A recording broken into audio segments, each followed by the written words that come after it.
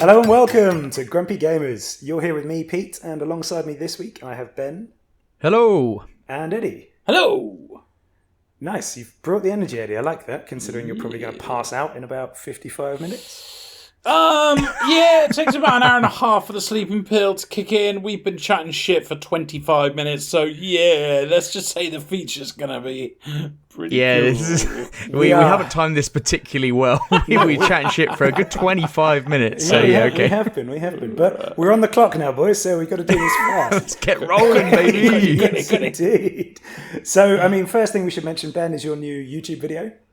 Yes, yeah, we've got, I'll be talking about Splatoon 3 and what we've been playing, but yeah, we've got a 20-minute kind of gameplay video, Splatoon 3 up there, so go check that out on the YouTube channel, Grumpy Gamers Podcast. Yes, indeed. But for tonight's show, we're returning to our normal format after taking a week off while Lyle was here. So obviously we're going to start with the news and the new releases. And then we've got a bit of a packed what we've been playing section with, well, features including Warhammer 3 Immortal Empires, Splatoon 3 as Ben's mentioned, and F1 Manager as well. Yeah, absolutely. We've got loads of new ones to talk about today. It's probably our biggest what we've been playing section that I can remember in a long time. Yeah, and I mean, not to mention, all three of us have been playing Expeditions Rome, so we can talk about that as well, which should be pretty fantastic. And our feature is, of course, on Gamescom. The opening night was last Tuesday, I think. Yeah. Somewhere around midweek last week. And obviously there's a huge amount of announcements, so we're going to have a bit of a run through in that. But Lovely. Given our time constraint, shall we start with the news? Yeah, and we've got one in the quick news section, but it's just because it didn't make it into the main news because we've all got a big one. So, that came out wrong. So the first story, PlayStation being sued in the UK. Supposedly, Sony are being sued for effectively ripping people off. Yes.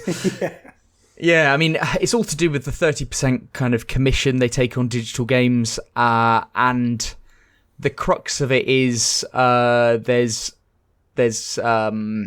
a case been put against them where per claimant damages could range between £67 and £562, excluding interest. They've been taking too much of a cut, supposedly driving up prices, blah, blah, blah, blah, blah.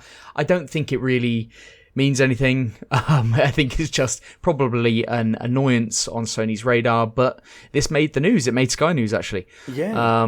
So it's real enough to do that. I mean, the Sony 30% is nothing crazy in the industry. I think a lot of other places like Steam do that. I know Epic do far less. Be watching this and going like, "This is shit." Yeah, it's almost interesting that they've chosen to go after Sony. There must be a particular reason for that, or maybe it's just we go after one because going after many there'd be too much pushback. Yeah. I don't know, but Epic Games notoriously do not take as big a cut. Yeah, it's about 15. I think. Yeah, something like that. So, there is something that, but I don't think it's going to come to anything. It's in the quick news because we haven't gone into it any further, and I'm sure there are better minds looking at this than we are.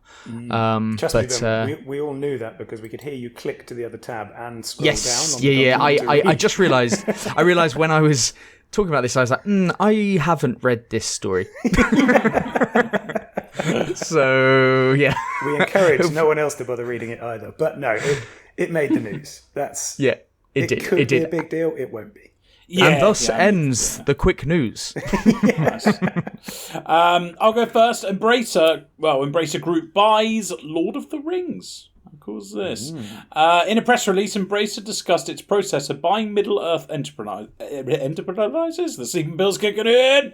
Enterprises, although it did not disclose the sum of this deal, citing commercial reasons for this decision.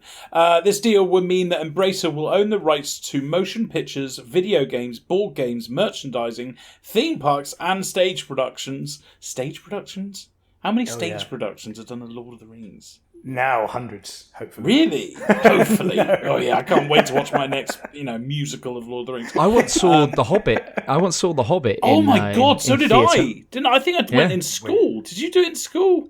No, I actually went of my own volition. Wow, that's tragic. Yeah. It's a weird one, isn't it? I was forced to school. Yeah. It happened. Wow. Okay. Yep. You were forced at school. We went to the same school. How were you the only Yeah, one? we went to. It was weird. We went to like Torquay to watch it as well. I went to Torquay to watch it. No, I went to Truro. Oh, it might be true. It was one of those. Yeah. Okay, we're really on topic here. Anyway, moving on.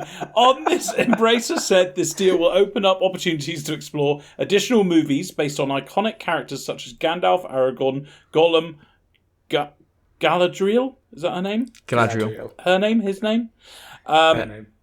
You're not a Lord of the Rings fan, I take it. You know what? I am, actually. I am, but I have no idea who Okay, that big person fan. is. Big Go on, fan. try the next one then. That's the woman, isn't it? That's the daughter of... Fair. Dude looks like a lady. no. Aerosmith, the lead singer. That's right. I'm right, aren't I? Yes. Loving it's a niece, but otherwise, yeah, you're Yes, close enough. niece. There you go. But go on, say the name. Say the name. She's in the movie that Ben always cries at. Yes, Armageddon. she is in Armageddon. That's yes. it. Wow. Okay, we're going very niche on a lot of references. We've given people a tour of the Southwest, and now we're doing this without you actually trying to pronounce the name. Come on. On a day that I need to rush this through as well. Ewan? I'm going to Close say enough. Close enough. Go on, Pete. How do you... Eowyn. Eowyn. Oh, I was close. And other characters from the library works of J.R.R. Tolkien. And continue to provide new opportunities for fans to explore this fictive world through merchandising and other experiences. Yeah, I'm quite happy with this. Whenever someone buys a new sort of thing, it means they normally kick loads of things off. So I think this could be good. I think there could be some TV series, maybe even a couple of games. I do wonder how much, because I assume it's going to be a shit ton, right? You would think it's not an insubstantial amount, wouldn't you? Yes. Yeah. I mean, I find it a bit weird considering like there's obviously an already iconic series of films. Then we've got an Amazon TV show coming up, and we've got the Gollum game. Yeah. And it's like, well, you don't own any of them. It's almost like it's too saturated. Like, if you're planning to load more stuff, it's quite saturated. But maybe they're thinking what's coming out in terms of the Amazon TV show and Gollum. Like, that's a massive platform for them to jump off with new things. And I'm hearing lots of good things about the TV show.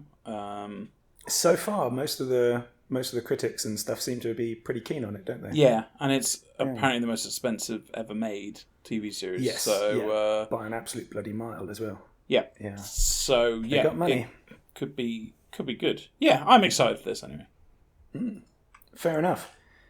Yeah, I'm really interested to see where it goes. I'm not sure I'm excited about it. I mean, Embracer are buying this. I never thought I'd wake up to that news. I didn't think that would happen. It's like, whoa, okay. Embracer are fucking massive. Yes. They have the most developers under their. Well, apparently they bought another one, by the way, but They- it's undisclosed who it was. No, they bought their very first Japanese studio. Okay. So That that's was a couple of weeks ago, wasn't it? This was like That was a mere couple of weeks ago, Eddie. this was in the same story. this one's in the same story. In addition to this acquisition, today also sees Embracer acquiring other studios, including its first Japanese studio. Oh, Go fuck fair yourself. enough. Fair There you enough. go. Eddie was right. Could be the same. Go one, but fuck it's yourself, Pete. undisclosed who it is what I mean. Oh, They haven't actually named the company or anything. right, fine. Oh, stop backtracking, Pete. You take the loss. It says the Right. studio is Chalk it up and Mashiro move on. Yuge's Tatsujin. There you go, Pete. Go fuck yourself. In which case, I think yourself, there's Pete. another one again. There's not. Pete, move on. Stop lying, Pete. Stop fucking lying. This is supposed to be the news section, Pete. You know what? All I'm doing is actually buying time until Eddie's mental state starts to slide, and then I'll win. Nice, and then I'll just give up. Yeah, Pete's If I right. keep this one section going 50 minutes, he'll be asleep and I win.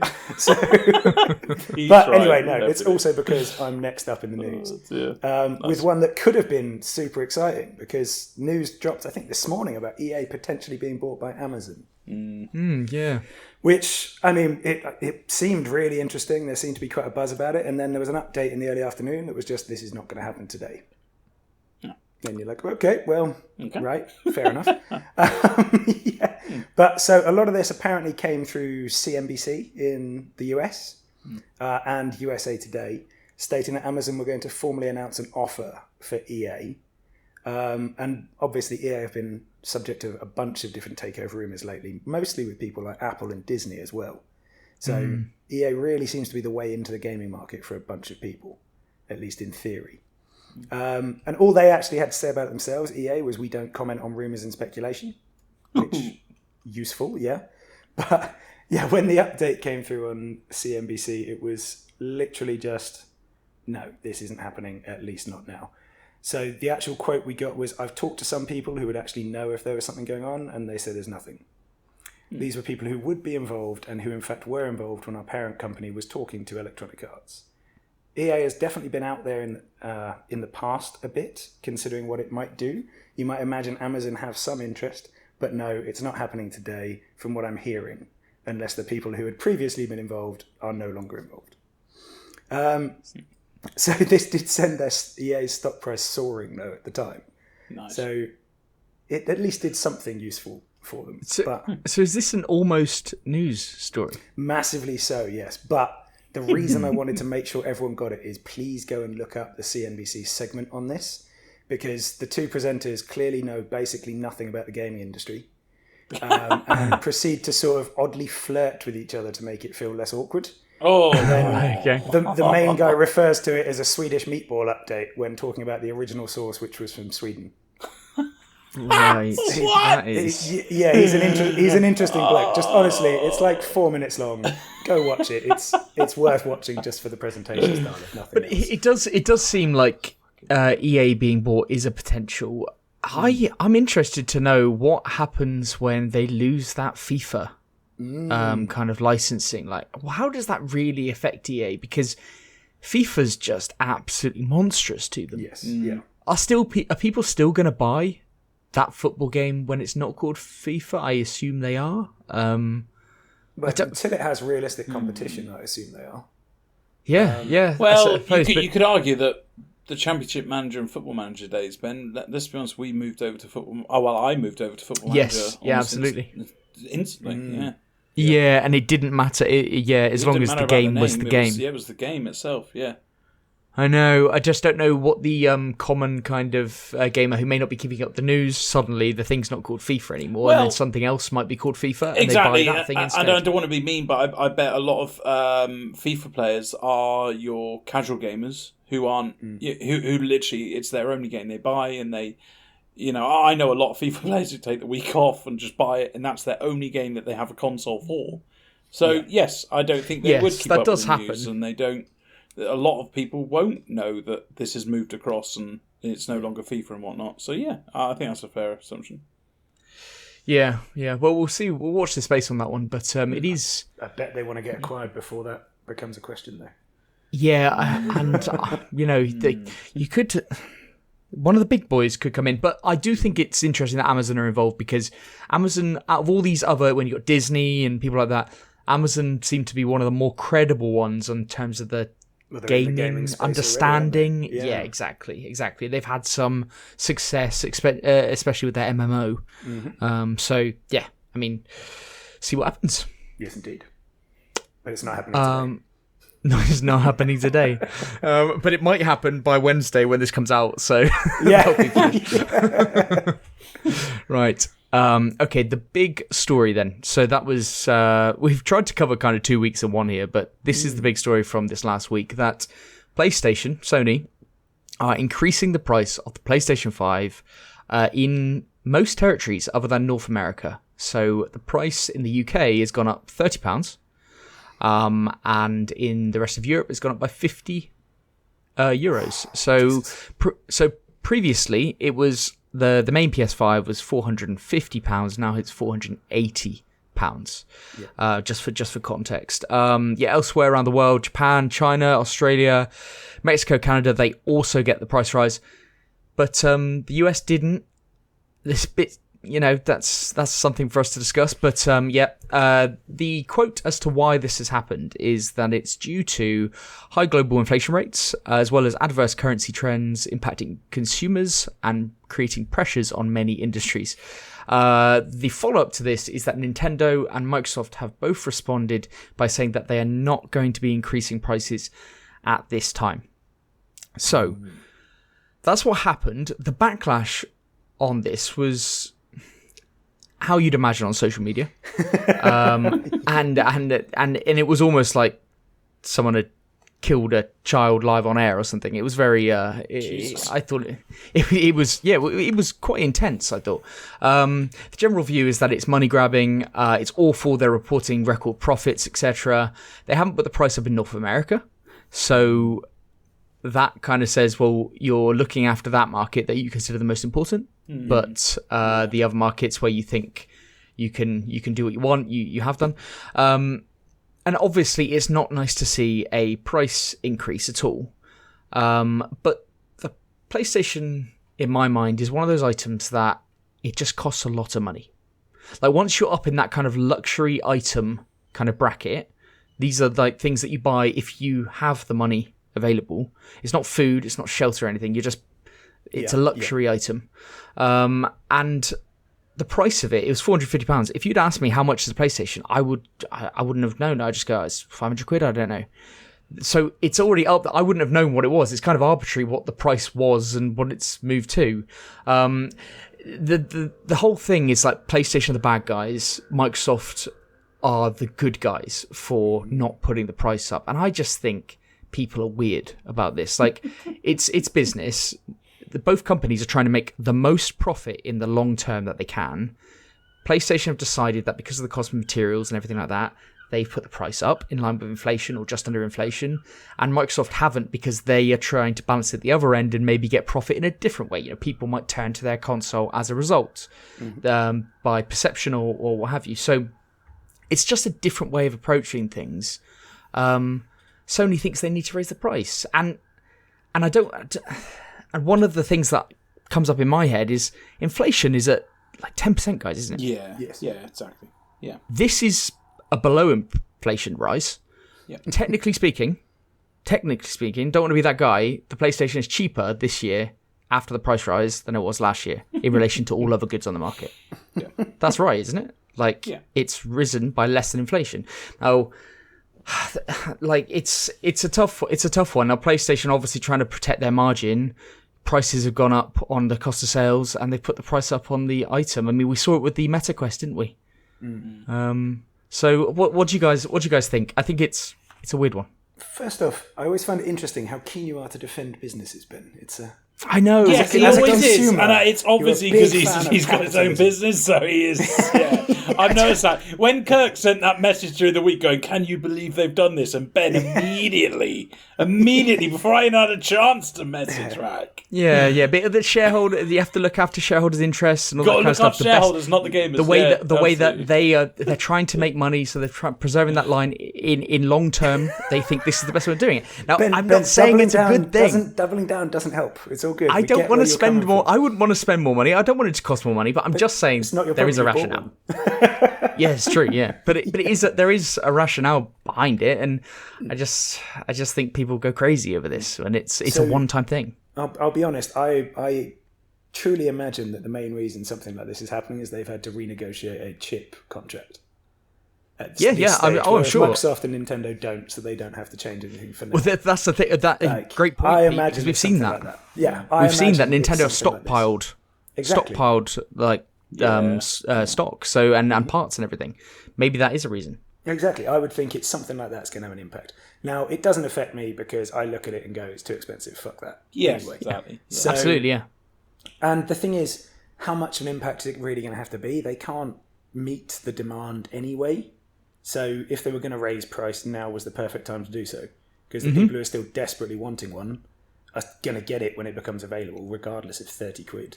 Oh, and when Sony do an inevitable state of play in September, this all kind of goes away. Most likely, the marketing machine kicks in, and then people kind of forget about this stuff. Yeah, exactly. And you are correct in saying that when it's that sort of price and it's a luxury item, that you're going to do the mental acrobatics. Yeah, you're through the looking glass, man. Yeah, like at that price. Yeah, so I don't like it in the sense of, as a consumer, I automatically don't like it, but otherwise, who cares? Yeah, it's a one-time payment, and I think the thing that we should be focusing on is the price of these games. Like, the £70 game is more important than the £30 one-time Yeah, do you know what upsets me about this? I mean, I am, if anything, I'm on Sony's side, only because of inflation.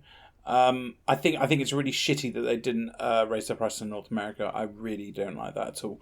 But also, it's such an expensive item that upsets me a little bit as well. Like, how much is it now? Then is it up to £480? £480, yeah. £480, and this is weird, but if I was buying an Xbox with that, I would be telling myself when handing over half a fucking G is there's Game Pass. So, and I guess PlayStation now have their thing, don't they? PlayStation Plus, yeah. Different levels of whatever. So I guess if I was going to chuck away £1,000, then at least I would tell myself that. It's just a lot of money. But it was always a lot of money. It was always a lot of money. Yeah. So I'm not criticising the decision because inflation's gone up. Everything's fucking gone up. So I feel it kind of bad that the whole industry, and my God, I've seen some comments, are all having a go at it because everything's gone up. Yeah, I just find it a bit that people go crazy, and this is where they draw the line. Like, we got cost of living crisis and all that kind of stuff, but this is where people go crazy. I mean, obviously people go crazy about energy bills and stuff like that. I rant. Oh yeah, I rant to everyone about it. Yeah, I rant to everyone. But yeah, this is just another example. Like, I don't see how this is like tremendously. This is just the price. If you go around the supermarket, everything costs more now. But yeah, that's what I mean. When people are seeing all the different prices and they're looking at their bills and then they're going shopping and they're seeing their bill cost almost double what it was. How do they hear this and get outraged? I don't it's just because Sony are making money. People are like, oh, Sony are making money, lots of money. So there is a massive disconnect between what they're doing and what they're doing, raising prices. Wow, why? So what they're asking for is they're asking for a charity here. They're asking for for Sony to make less money. Make less money because they want to. Yes, and don't forget that consoles are often sold at a loss. Yeah, like consoles are often sold at a loss. So what you're potentially asking Sony to do is, we know it costs more to make, but we want it to cost the same, and you just take the hit. And that's what people were just expecting. And I'm not saying that's right. I'm not saying that's wrong. I'm not saying what Sony have done is right. I'm just saying it's a weird thing to ask of someone. You wouldn't ask that of a lot of businesses. Yeah. Well, again, it's just because it's something you care about. I think it's the fact that it's alongside them reporting record profits. Yes, it is. That's never a good look. But otherwise, the point still stands. Like, but people say about Nintendo, they're like, oh yeah, but Nintendo aren't raising the price of the Switch. Nintendo did raise the price of the Switch. Now, let's not be fooled here. Don't get it wrong. Nintendo released the OLED model and had a little bit more space in it. That didn't cost 50 quid more to make. They raised the price of the Switch. Like, that's what they did, but it's just under the separate product, under the veil of improvement. See, now what PlayStation could have done is improve the storage space in the PlayStation. Yes, and said it costs a little bit more. And smart. Yeah, that could have been how they did it. But Nintendo, like, these companies aren't the good. Nobody's good and nobody's bad. Like, I just don't get how this personification of these companies it rules. No one's good and no one's bad, but Microsoft clearly are the good and Sony are the evil. No, that's the narrative. That's the narrative. The only bit I disagreed with is him saying no one's bad. They all suck. That's the key thing. They all suck. They're all motivated by making money. They wouldn't do this if it wasn't going to make them money. So, at what point did that change? Like, this wake up. Like, I don't get it. I think anyway. everyone's awake. They're just like raging about it. Much like you do with the price of electricity. Well, that's the thing, is people are upset about money. So they're always going to complain. And when they see something that they want to get that's gone up, then they're going to be upset. Yeah. So I mean, wages often don't rise at the same rate as inflation, especially when inflation is massive. So then people get annoyed. Way low. Then people get annoyed because wages haven't gone up. But fine. Break away from the economics lower discussion and move on to new releases, maybe. Sure, let's do that. All right, I'm going to do it a bit different this week because we've got 2 weeks to go through, so I'm just going to read out some crappy ones and tell you what it is, and then there's some interesting ones in there, so I'll tell you about them. So, the ones that came out last week, or if you're listening to it this week, then 2 weeks ago, or whatever the fucking Ben always says. SD Gundam Battle... I was taking the piss, dickhead. SD Gundam Battle Alliance. PC, PlayStations, Xboxes, and Switch. Came out August 25th. Or 24th, if you're listening to it tomorrow. This is a multiplayer Gundam action RPG game. Yeah, there you go. Next one. This one's for Ben. Train Life, a railway simulator. Came out on PC, August 25th. Basically, you play as both the driver and company director. And you got. It looks fucking wonderful. Doesn't it? Fucking say that. Doesn't it? It looks wonderful. Wrong reaction to Big reaction to that. It looks really nice. Wow. Yeah. Okay. Yeah, it looks nice, and it looks like you got some cool management decision systems in there, and I guess it could be quite a peaceful game as well. Lovely. Absolutely lovely, yeah. I mean, yeah. Yeah, I do, Eddie. Yeah. I do. Good. Why do you spend your free time being a business person? Like, what? I've spent about 15 hours on Power Wash Simulator in the last week as well. Jesus. Great game. And don't forget, I played that like when it was originally in early access. So I'd already completed the early access stuff. So great game. Cool. Great game. Replayability right there. Great game. Oh, there's so many new things to clean, Pete. Game of the decade. Fuck's sake. No, you can't do that. Next one, Aquadine. Yeah, that's it. PlayStation's, Xbox's, Switch, August 26th. That came out. It's an anime visual novel game. Looks proper horrendous. Next one, The Company Man. Coming out on PlayStation's, Xbox's, August 26th. It's a 2D platformer, but you shoot emails. I put Ben will love this. Yeah, why have you put Ben will love it? I'm literally the guy here that stepped out of the 9-to-5 paradigm. The guy you're the nerd. Because I stepped out of that. I don't want to be the company man. Fucking love emails. And yet, even in a podcast, you're the company man. How is that even? Well, for the podcast, maybe I'm the... Yeah, okay. But that's ridiculous. I'm literally... Don't worry about it. Great game, though. Next one, Pac-Man World Repack. Do you see what they did there? Because Pac-Man Repack. Yeah. Yeah? Yeah, we can. Coming out on everything, August 26th. It's a revive of Pac-Man World, which I've looked up because I didn't know what it was. A 2.5D platformer game. That's why it needed a revival. There you go. Yes, indeed. Yeah. And I'm glad it has, because all those people that have been waiting for this game. Oof. Absolutely. Lucky you. Soul Hackers 2. Came out on PC, PlayStation's, Xboxes on August 26th. It's a neon-coloured JRPG. It's made by Atlas. Exactly what that game is, and I haven't even looked. It's made by Atlas, so you know what the game is. Yeah. Like okay, it's that helps. Yeah. it's. I think it's a shit Persona. And Persona was pretty shite, as we all agree. I was going to say, that's a savage comment. Yeah, that's too harsh, Ben. No, you've taken that harsh, the wrong way. That wasn't the break I was expecting, but yeah. Shit Persona. God. Shit. How do you have a shit version of shit? I don't. How will the developer come back from hearing that? Eddie and Pete's comments do not represent the opinions of Grumpy Games. Very good. Of the company. Next one, Back 4 Blood, Children of the Worm DLC, coming out on PlayStation's, PC and Xbox, August 30th. It's a DLC for Back 4 Blood. If anyone's still playing that. Yeah, is anyone playing that? No. To answer you, no. Me and Kirk played it for a good 3 hours one evening, and then the next day he went, "Do you want to play again?" No. I do not. Okay. Sounds about right. Yeah, sounds about right. And it's not just because it was Kirk. That was a large... But it contributed. I was playing it already with someone else, and I was having a great time. But no. Next one, Destroy All Humans 2, Reprobed. That's what it's called. Because you're an alien. Yeah. And you probe people. Yeah. Brilliant. PlayStation, Xboxes and PC, August 30th. For those of you who don't know, it's Destroy All Humans was a third-person action adventure. I put where you're a human. You're not. You're an alien. I don't know why you've written that. Yeah, I don't know. I don't know. No idea. I think the first one did quite well, didn't it? Yeah. It did very well, Remember correctly? Yeah, absolutely. So there you go. F1 Manager 2022 came out on PC, PlayStation, Xboxes, August 30th. Well, came out today if you're listening to it tomorrow.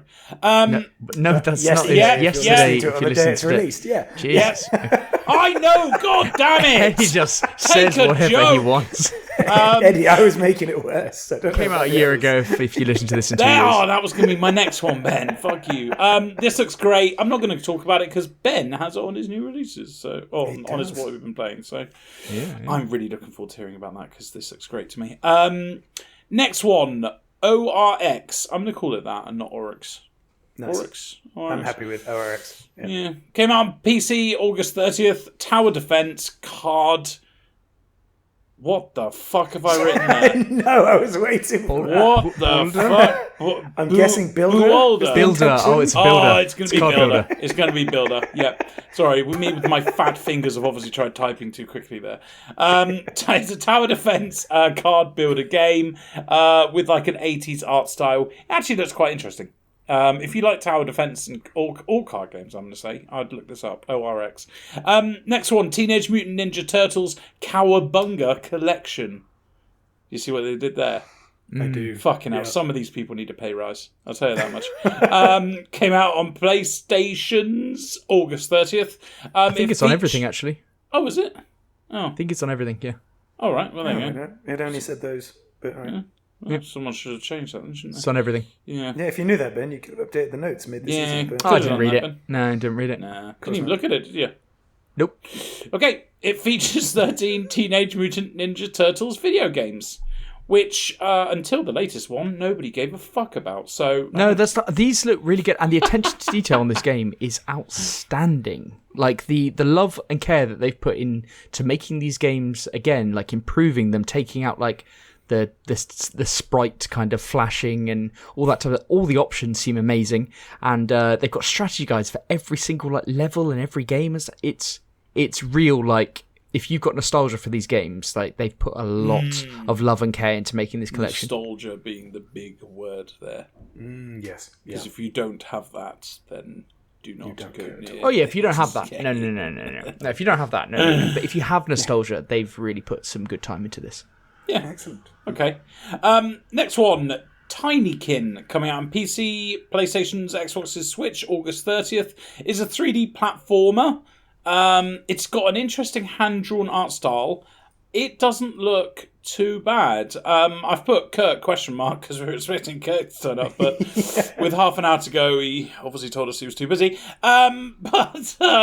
This actually looks... I can't believe I'm saying this about a platformer game. This looks really cool. What do you guys think? It looks like Pikmin, doesn't it? It does. It looks like almost like a really nice artistic hand-drawn style Pikmin. Yeah, I looked at this and I thought, this... Because Eddie put doesn't look too bad, and so I was interested before even kind of copy and pasting it into Steam, and looks decent to me.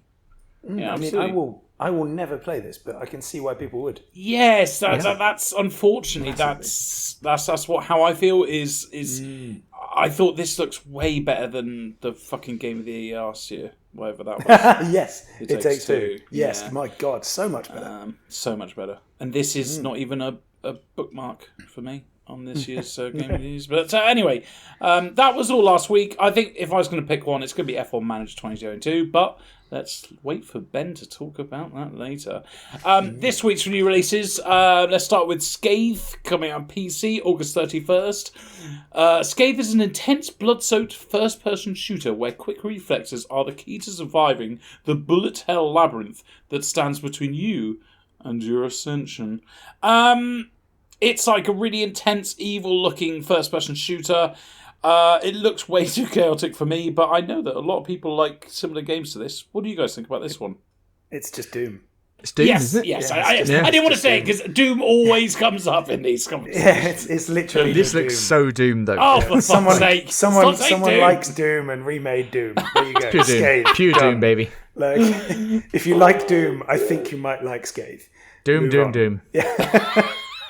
Fuck's sake. Right, fine. Chenso Club? Or do you reckon that's Kenso? Chenso works for me. Kenso. Yeah, Kenso sounds better, doesn't it? Yeah. I'm going to call it that. PC, PlayStation's, Xbox's, Switch, September 1st. It's a 2D platformer, but I'm going to give a warning here. It has really bad graphics. It hasn't got bad graphics. It's just graphics you don't like. Yeah, bad graphics. Super ugly graphics. Yes. They're not exceptionally good looking, but it's not... stylistically, they looked at the 90s and went, "This was the peak of games." Yes, Absolutely. they loved it. Yeah. Yeah, nostalgia, Ben. I believe is the word that comes up there a is lot in their board meetings. But there's some modern twist in the characters they put together. So Kenso Club. There you go. Do you know that for sure? Then? He doesn't. I mean, I looked at the video of it. You randomly spitballing, or is that literally word for word what they say about it to try and justify? No, it's not what they say about it. I watched the video, and that's my take. Right. Hot take. Okay. Next one. The Dragoness, Command of the Flame. 1st of September 2022, because Pete didn't say that. I don't know what consoles this comes out on, but because Pete didn't put that in. But yeah, I know it's coming out on PC, so there you go. This mixes, you know what, I should have known this, HOM-like exploration. Do you know what HOM is, Pete? Yeah, it's Heroes of Might and Magic. Very good. Very good. Very good. City building and turn-based strategic combat with a roguelite twist. It looks very similar. Well, it doesn't look very similar. It plays very similar to Heroes of Might and Magic. Pete, are you interested in this? Because I know you are a big fan of Heroes of Might and Magic. I am, yeah. But again, nostalgia is kind of part of that. Isn't it? Yes. So I'm not sure if I'll bother looking at this because you guys like the old games of that, don't you? Not necessarily the new ones. Number 3 is the key one, and anything past number 5 is not worth looking at. I was going to say there was another one. I think it's 5 that I didn't mind. Yeah, 4's okay. 4's okay. 6 and 7, garbage, hot garbage. And this one, to be honest, it looks like it's trying to be halfway between Heroes of Might and Magic and then like into Divinity 2 style in the way it looks, and I'm just like, yeah, cool gimmick, I don't care. Yeah, I kind of agree with you there. Next one, brutal. The Last of Us. Well, I mean, hey, I didn't call it a bad Persona then. Yeah, that's too harsh though. You can't say that. I mean, Ben did compare something earlier to shooting a baby online.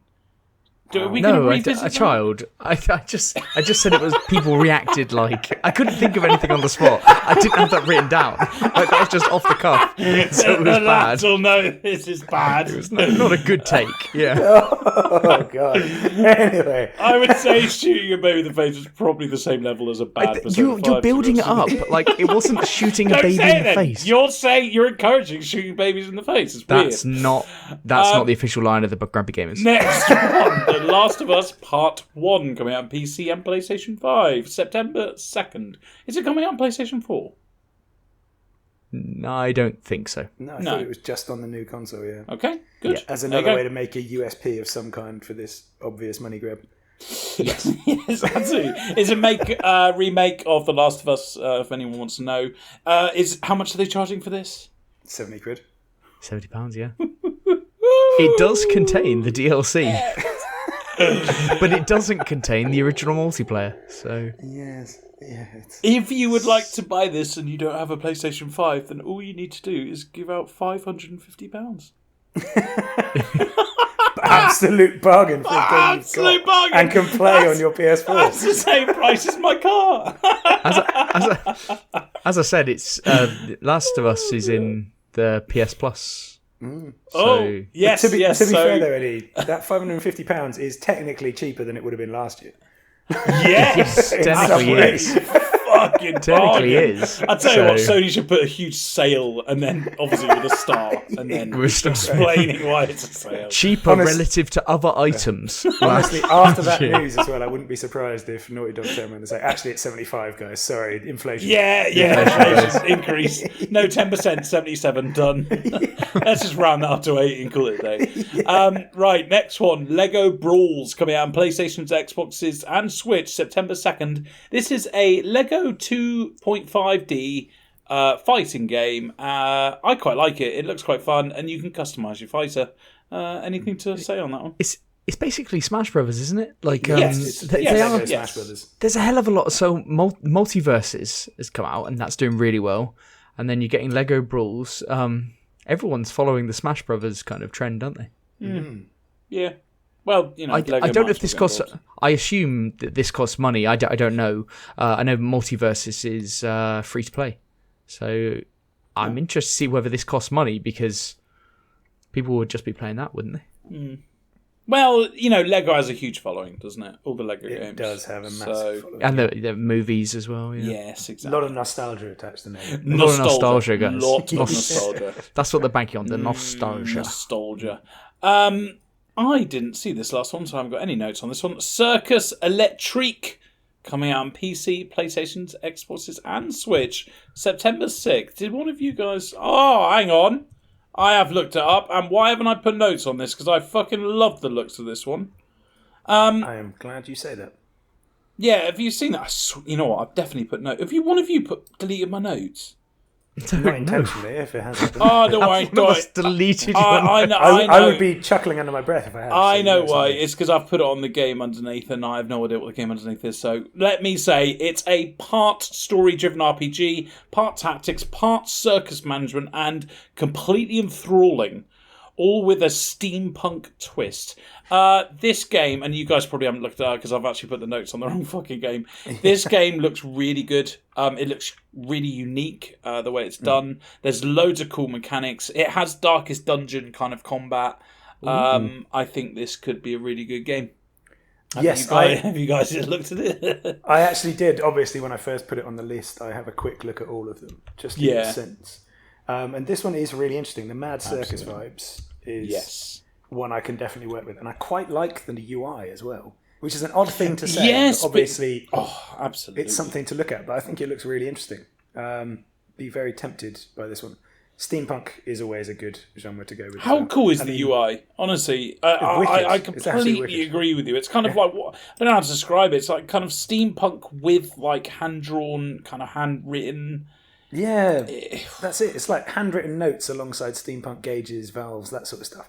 It's a really cool look, isn't it? So I see what you mean about Darkest Dungeon kind of style of combat, but then they've just upped the ante on it, and it just looks really cool as well. Yes, they have.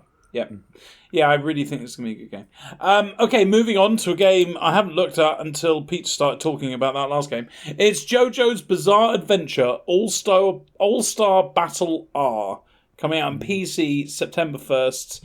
Oh, and it's coming out on PlayStations, Xboxes, and Switch September 2nd. There you go. Yes, I'm not going to read the blurb What? because... Well, why? Do you want me to? Well, yes, So because it's my nobody highlight knows of the what week. JoJo's Bizarre Adventure All-Star Battle R is. Well, it's a really bad... I was going to describe it. It's a really bad-looking game. There you go. What do you want? That's not enough. It's an anime action 2D fighter game. Can you at least try and say the guy's name? Come on. Yeah, please. What? JoJo? No, the guy in the blurb. The creator. Hirohiko Araki. Nice, thank you. That's what I wanted. It's his masterpiece. Yeah. It is his masterpiece. It is Brought his to life masterpiece. as a fighting game. Yeah. So this is a really popular anime franchise. Is it? Originally, I think. Jesus. Yeah, which is the only reason I put in the blurb for it. It is very popular, and I guess a lot of people have a lot of nostalgia for it. Very And guys, good. Pretty well. You can battle up to 50 colourful characters. There you go. See? It'll be huge for anyone who liked that particular... Did you stop me and Pete talking to tell us that you could fight? See how characters who could never meet in the story interact when they come face to face, Eddie. Are you just reading bits off the Steam page? Yeah, it's the Steam page. Yeah, he's halfway down on the blurb. There's about this game. He's halfway down. Yeah. Okay, right. That's what I thought. Well, I just thought I should tell people because Eddie had refused to tell people what was in this game.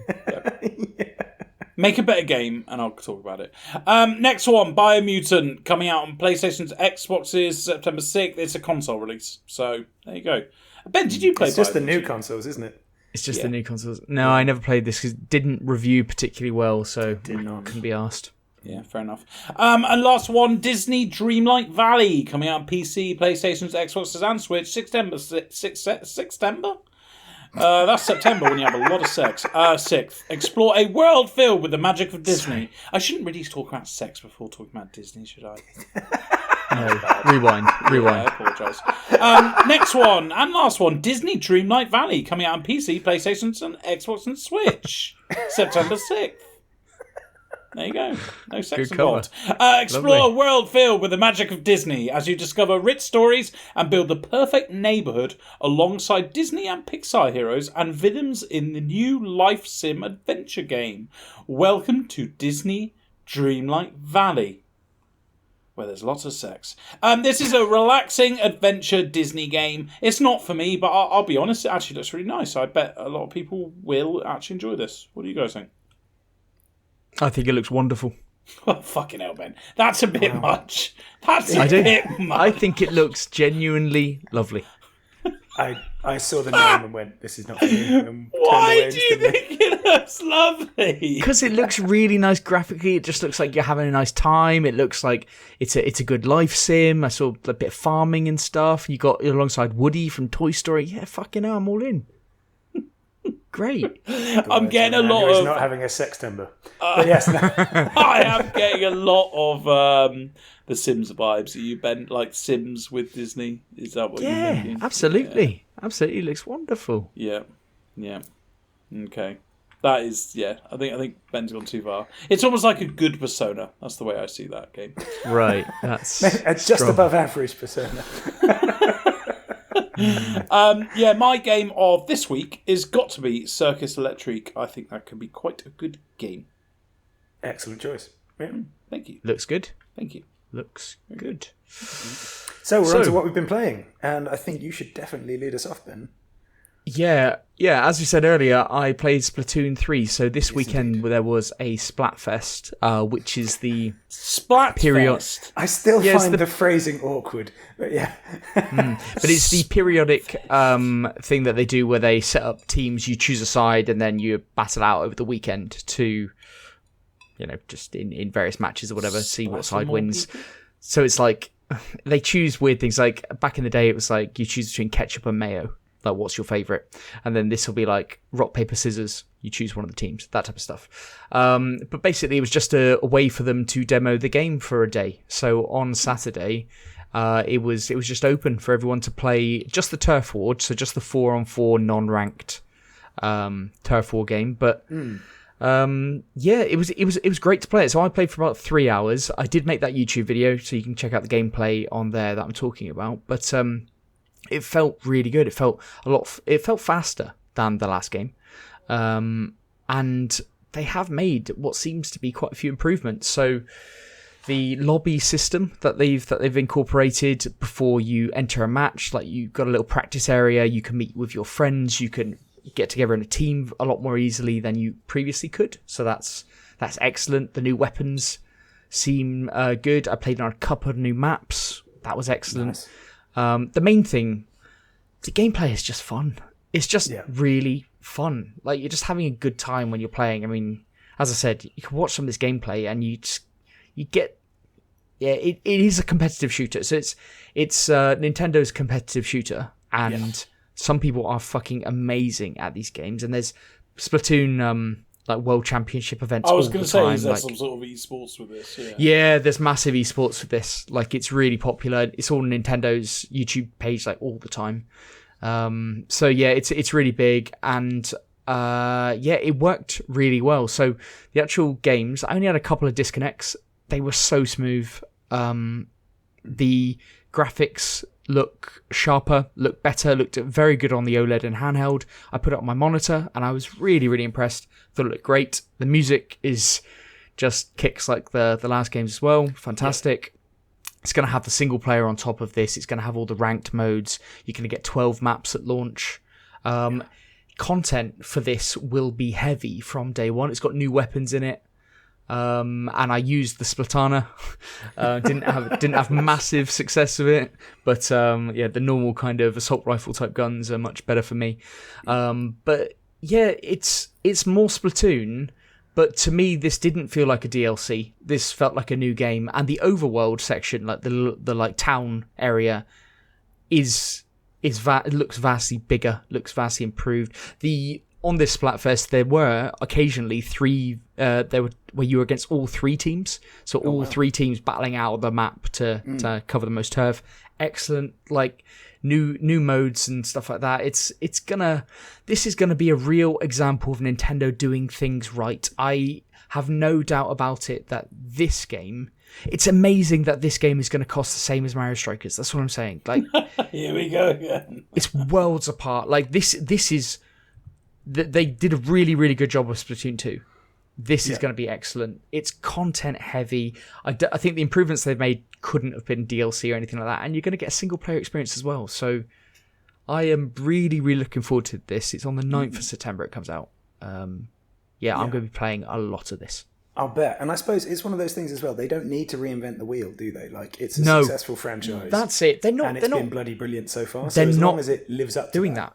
Yeah. This is just a sequel. And a lot of people some people have been saying, oh, okay, yeah, it's more Splatoon. Yes, but the thing about Splatoon is it's fucking good. Yeah. And we all know, we've played shooters, right? We've played a lot of competitive shooters. If you add different maps, different weapons, stuff like that, it's a whole new game. Yeah. Evolution over revolution, man. Absolutely. There's new moves that the people have. You've got new specials, all this kind of stuff. There'll be balancing adjustments that need to happen. Mm-hmm. Yeah, it's a new fucking game, and it looks really, really good to me. Fantastic. Look forward to hearing more about it when it's actually properly released. Yeah, I can't wait, Pete. I can't wait. Well, speaking of things that have now been properly released, shall I go on to Immortal Empires a little bit? Oh, yes, please do, yeah. Awesome. So I suppose first thing I wanted to do with this, by the way, is I know I talk a lot about the Warhammer Total War games, but I thought it's probably worth giving a little explanation about why, and in particular about what these games are. So to break it down, Total War obviously is a hugely successful strategy RPG series. Used to focus mostly on historical titles and now has dived into this particular realm, but it's always been based on empire management balanced against real-time strategy battles involving thousands of units. Unlike those historical titles, this and the previous two in the Warhammer series also bring in magic, monsters, and generals who can solo entire armies. And also a bit of flying, which just adds a bit more depth to those battles. That's why I'm referencing that. And then to go on to Warhammer as an IP, which I imagine most people know the name of, but may not know more. It was at least a popular tabletop strategy battle game, featuring some very dense but also very tongue-in-cheek lore in a sort of slightly messed up fantasy world. You know, you've got humans, elves, dwarves, as you'd expect, facing off against alien-worshipping lizards, rodents of an unusual size, and twisted forces of chaos, which is demons and all sorts of other random stuff. And the combination is honestly a match made in heaven. Like, this is why this series has done so well, and this is why I talk about it a lot, and Eddie talks about it a lot, is because it's such a good combination. And Immortal Empires has now come out, which is the name they give to the big combined map of all three games. That's what we've all been waiting for with the third one. And they've actually made the entire Warhammer world into a map. So to put it in percent, like this game came out, didn't it? Warhammer 3 came out in February. February, and we all played it then. Yes, and it was a iterative. It was a bit disappointing, to be honest, because you were disappointed.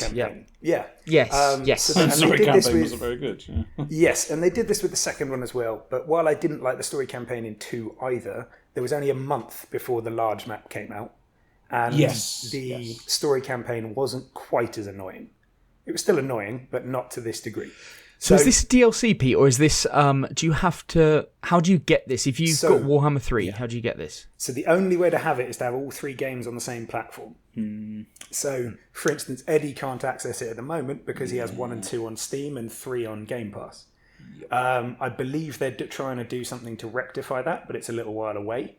So don't hold me to that. Whether that means they're bringing the first 2 to Game Pass or something like this, I'm not sure. But there'll still be a bunch of DLC you need to get the full, complete experience anyway. Most of which I think you have on Steam, Eddie. So, just to talk about this combined map, and for a sense of perspective, the largest historical title, the map had 270 settlements.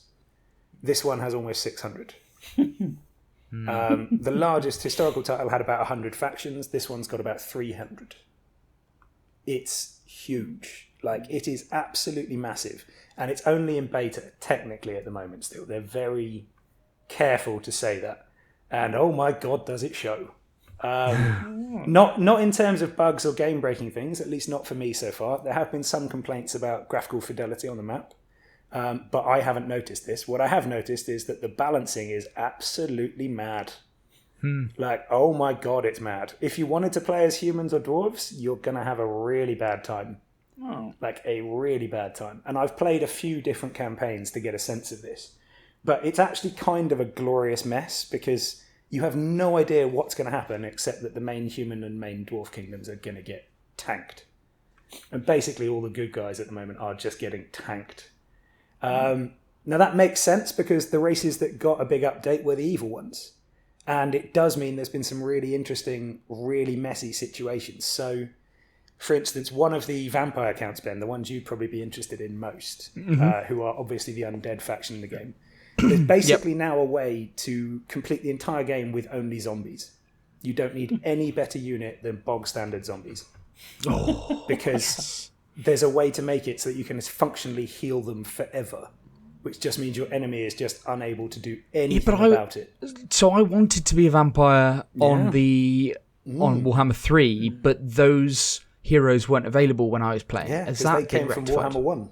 No, you need, again, on this map in particular, you need all of them. Now, admittedly, you get Warhammer 1 for like £6 now, I think. So. And then I'd have access to those heroes? Yes. But literally, that was, I suppose that's something that they intended to do as a sort of, because they'd always been weaker, the vampire counts in Game 2. Never. And I suppose they tried to balance it and instead have now made this insanely overpowered build, which is just quite honestly hilarious because zombies are so crap and yet they can win without any help. Return them to their rightful place. I hear what you're saying. Exactly, yeah. So the zombie apocalypse is now a fear even for the Warhammer world. That's the situation. But I should also point out Chaos, they're the big evil in this franchise, and they were the focus of the third game.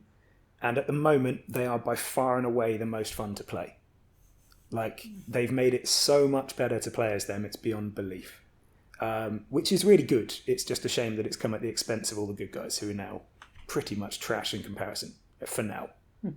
Now, there are a few things that are clearly in need of work. Things like defensive garrisons that used to be a major feature. At the moment, they're not really working very well. So capital cities are basically as easy to take as some random village. That's not, there's a few things like that need some work, but it's still actually a lot of fun. And the combination of, they've made the AI for minor factions quite passive, and they've made the AI for all the story characters insanely aggressive, which leads to an absolute mess. It's really fun. It's like Randy in RimWorld, Eddie, if you dialed it up a notch. It's just mad. I've had a single turn go by where I had 17 war declarations against me. And was just there like, oh, okay, right, that's...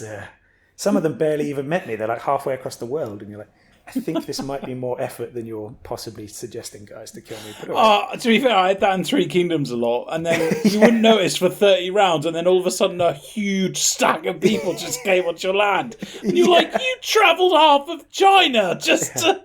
Yeah, and it's like you've lost your homeland just to raid me. Like, you've been invaded by your neighbouring countries. Oh yeah, this is what's happening a lot here, but it's just there's so many characters that it doesn't matter. There's always a problem. And the new endgame scenarios are much more interesting than in previous versions. So in the previous ones, it was always chaos. They were always coming to kill you.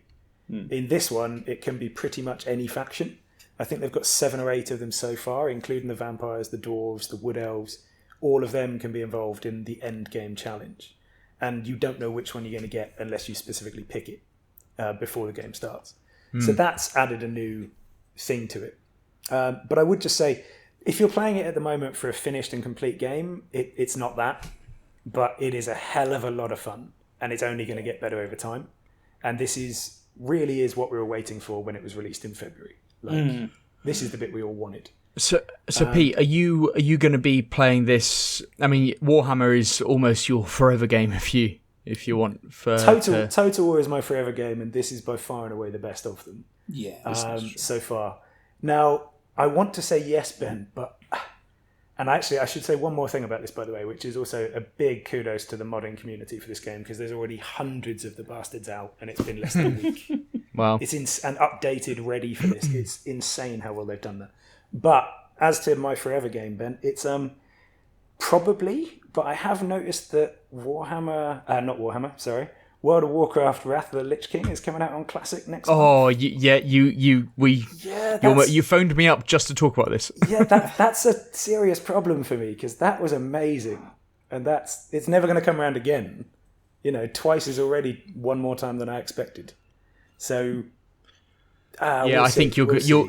So Pete, you're thinking about diving back into World of Warcraft, getting back into that. Because if you don't do it now, the time is now is the time to do it. Yeah, it'll be a glorious time to jump back in when that kind of comes out again. Massively. So and as we discussed, there are tokens where you can level up to the required entry level, isn't you can just get it and go. If you'd ever been tempted, this was the best period of World of Warcraft by a mile, and it's dropping again in 4 weeks' time.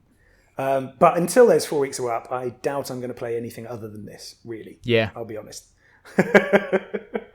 Did expect that, to be honest. I mean, the amount of times you talked about Warhammer on this pod, but this Immortal Empires, this expansion, getting all 3 Warhammer maps in one game has been the thing you've been banging on about for months. We even did a YouTube video on it, didn't we? We did, and I'm so glad it's here. Yeah, absolutely. Eddie, are you what are you thinking about this? It's difficult, right? Because I would hate myself forever if I took a punt and bought it. Was it at the moment probably 45 quid, Pete, on Steam? Somewhere around there, I think. Yeah. I'd never forgive myself if I spent that money and then a month later they went, oh, we found out a way that you can just combine them. Because I've got 1 and 2 on Steam, as Pete said. Oh, yeah, of course. You'd be furious. Yeah, and at the moment, probably because, and I did look it up, probably because I've chucked in 250 hours into Total War 3 Kingdoms last month. I haven't got that itch, but I mean, the fact that I've looked this up, I've got 240 hours in Total War Warhammer 2. And I grew up with Warhammer, playing Warhammer's board games and whatnot. So it's definitely going to be... So you called me the nerd earlier? Yeah. That should just give you an idea of the degree to which you're a nerd. Right, not a dispute against it. Yeah, fine, okay. Yeah, because while I was playing Warhammer with Pete and my dad, you were there typing up spreadsheets. Yeah. I assume when you went home, you kept your tie on, I assume?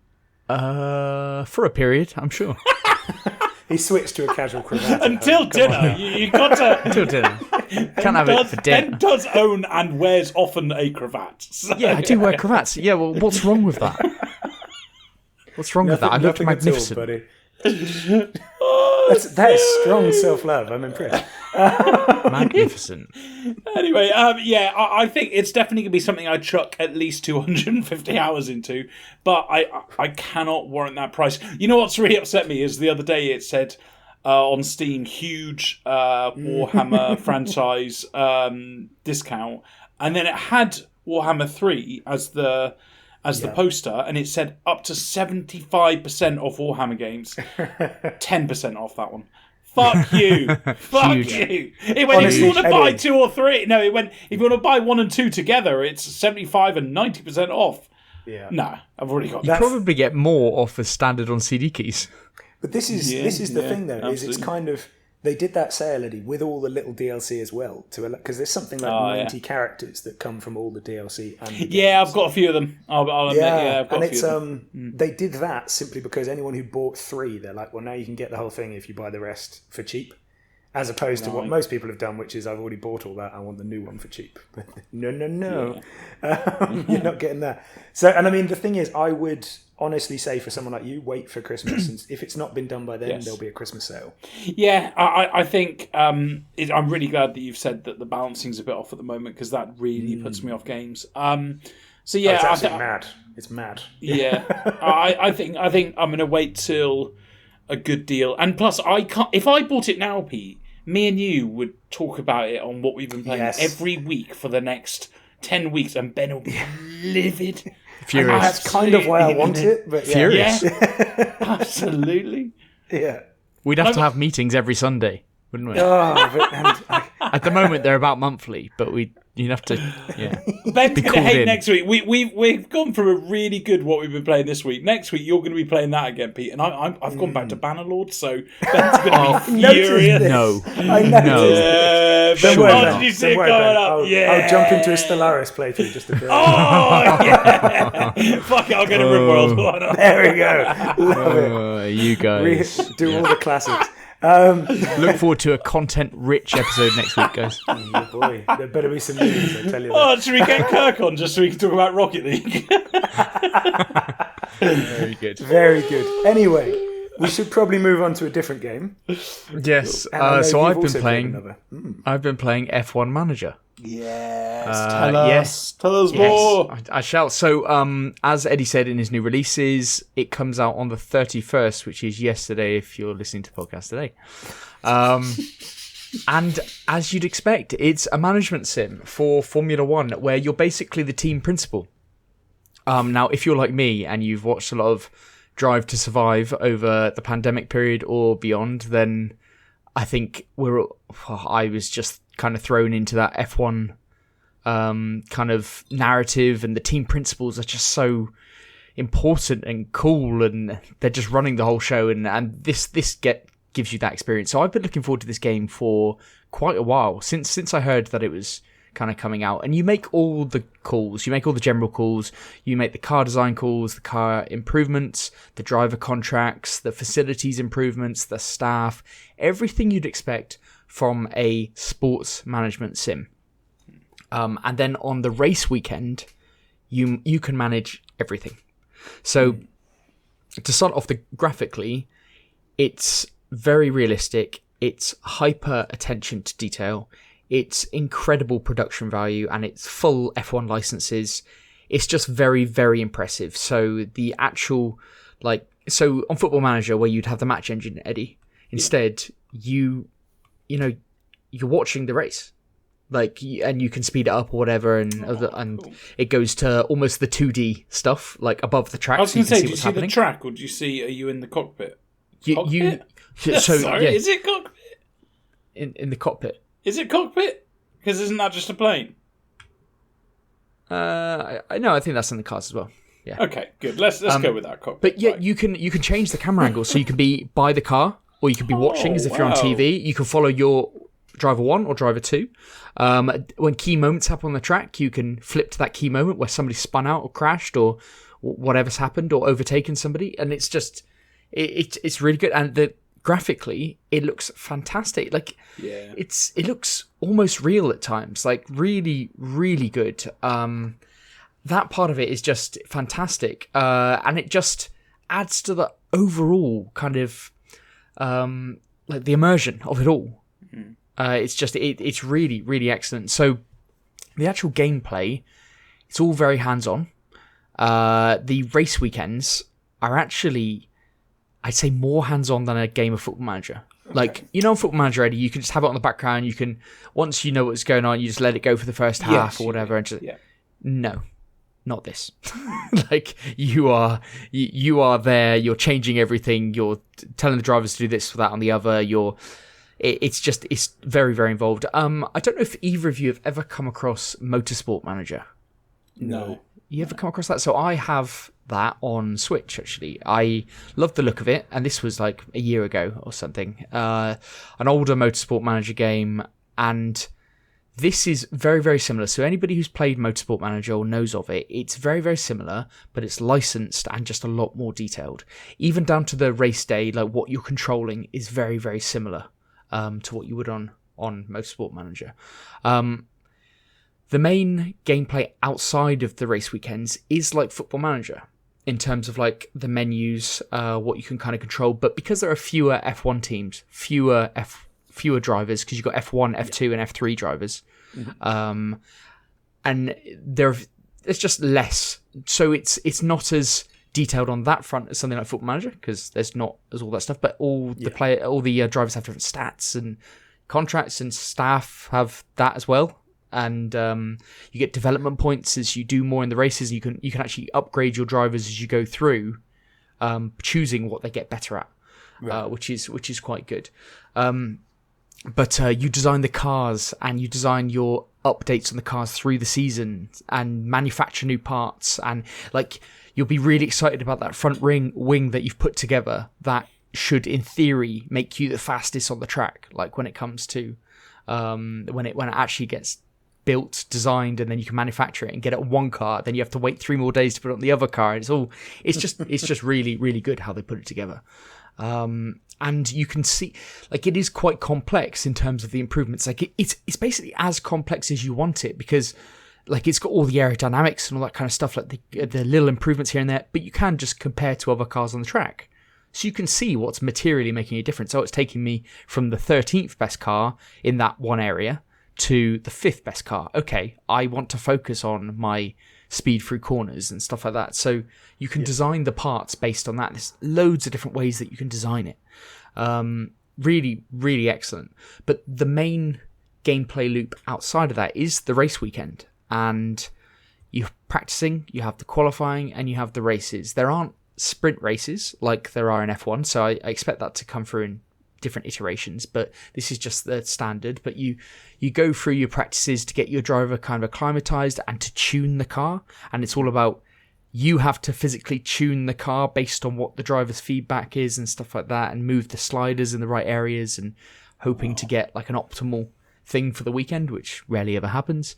And qualifying. I think you've answered one of my main questions. Where do you, with that last comment, I'm a bit worried that I know nothing about racing. I mean, I've watched a lot of... It doesn't matter. Fucking Sunday. So it's about sliders. So I was worried. Brilliant, yeah. There's a game that I played ages ago, and my God, it used all the terminology, all of this stuff. And because of all this, I gave up on it, because I had no idea what the fuck I was talking about. What they've done is they've given all the detail that F1 enthusiasts will absolutely love. Yeah.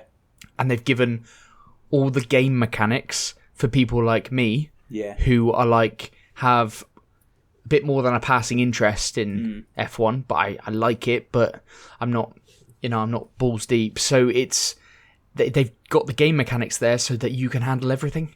Like they really have made that kind of, they have made that important link between those two things. Right. Brilliant. But like it comes down to, like, in qualifying, like bringing your drivers out at the right time so they're not in traffic and so. And sometimes when you bring a driver out and they get a clean lap and it's fat, and you give a little fist bump because you're like, I did that. I told them, because I thought, right, now's the time to go out. And when they beat the traffic coming out for their flying lap, and you're like, yes, because they've got past everyone and they've got a clean lap. It's just really, it does have that kind of like feeling that you really are impacting things. And then in the actual race, you control how much the car pushes, the fuel usage, and the care of the ERS kind of energy system on the car, and you communicate with the drivers. And what's brilliant is that they've got all these they've got the driver like snips from actually speaking, so the people, like, they've got the person speaking to them, and it's all like actual F1 recordings. So you get your drivers like Pierre Gasly, like saying something like that he would usually be saying, or like, okay, or copy, or tires are all over the place, or, you know, this type of stuff. Like it's just, the attention to detail is very, very good. The immersion is all there. And yeah, it is all about strategy. You get to decide the pit strategy. You can change it up. You can go from again, Eddie, you don't need to know an awful lot, because it gives you 3 options, but you can tailor those options as much as you want. And even one of them, I went off grid. It was like, I did the race. I was in the race. I really wanted to push towards the end. I didn't, so I abandoned the medium tires, went onto soft, saw that it would take me through to the end of the race if I got them to manage the tires. Did, and we saw it through. Like, it's just, you actually feel like you are having a massive impact on this stuff, and you don't need to be this really technical F1 fan. Yeah. And I ended up getting this on Xbox, actually. That's interesting. It feels like a PC game to me. Yeah. So I would say, if you have a PC that you know can handle this, I would get it on PC. I think it's obviously, it feels like a PC game to me. I was thinking I could get it on PC because my PC would handle it, I think, and I wanted to play it on the Steam Deck. But then I thought, to be honest, I like playing these types of games at my desk, and I've got all my consoles hooked up to my monitors just like my PC, and I actually watch Sky on my PlayStation. So so I have PlayStation on one monitor and I have the Xbox on the other at the time being. So a bit about all the PlayStation's good for at the moment for me. So I thought, right, Xbox is my console. And you know what? The controls work. They do actually work. It would be better on PC, no doubt about it, but they've done a really, really good job at being able to quickly move things around and do things. No complaints. It's one of the better management sims that I've experienced on console in terms of the controls. But yeah, overall, I'm still in my first season. So and it like it's got regulation changes. You vote on the regulation changes. You have to redesign the cars as a result. The only thing is, this is the first iteration of this game, and you can't do things like you do in Football Manager, like change teams and things like that. Which I suppose is quite realistic. If you're the team principal of one and you get fired or you move, like you don't become the team principal of Red Bull or something like it. I think that has happened, but it's not. There's not enough jobs in the sport to be moving around like that. So, but you can scout younger drivers, get them in as your third driver. You can give them experience on the practice sessions. You can level them up, and people have different potential ratings, and they've got all their individual stats and all this kind of stuff. So, it's really cool.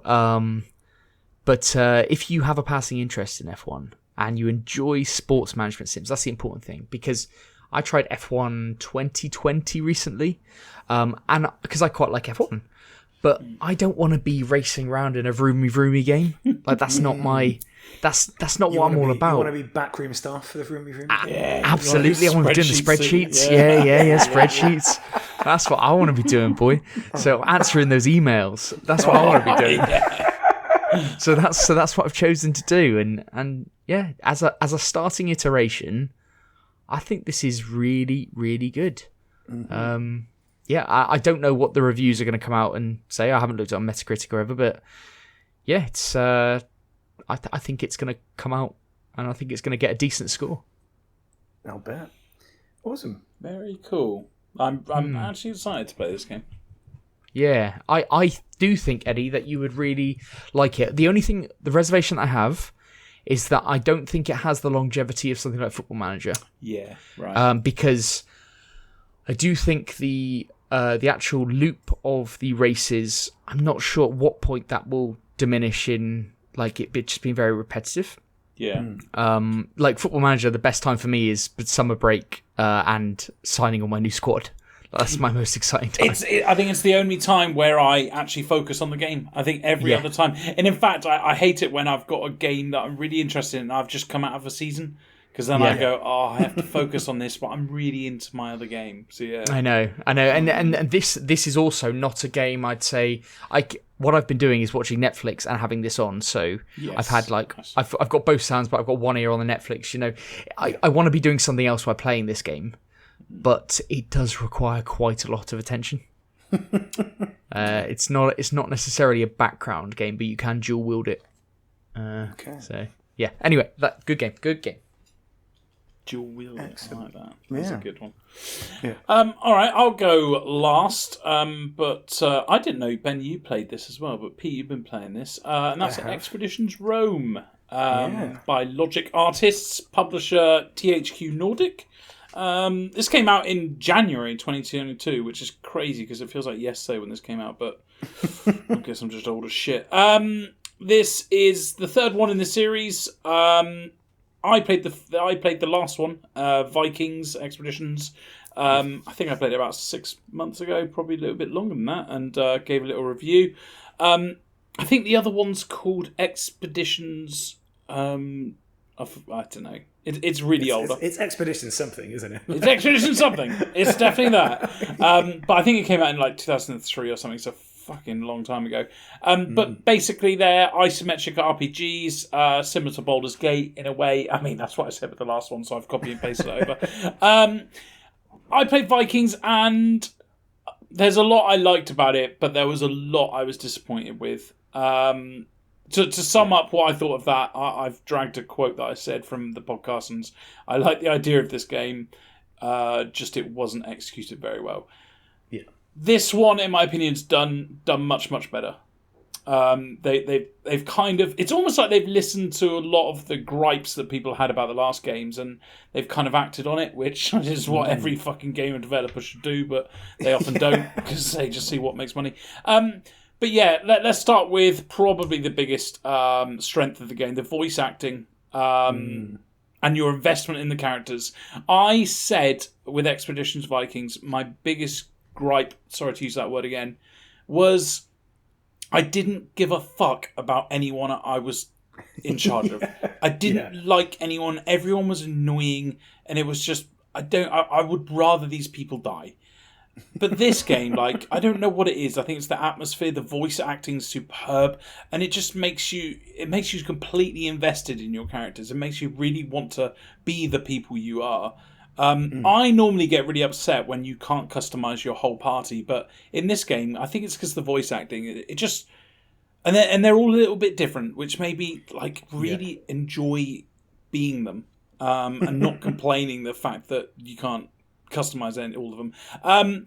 The RPG elements are great. I think there's 4 different types. Yes. There is. And each type has 3 subtypes. So there's 12 different classes that you can be.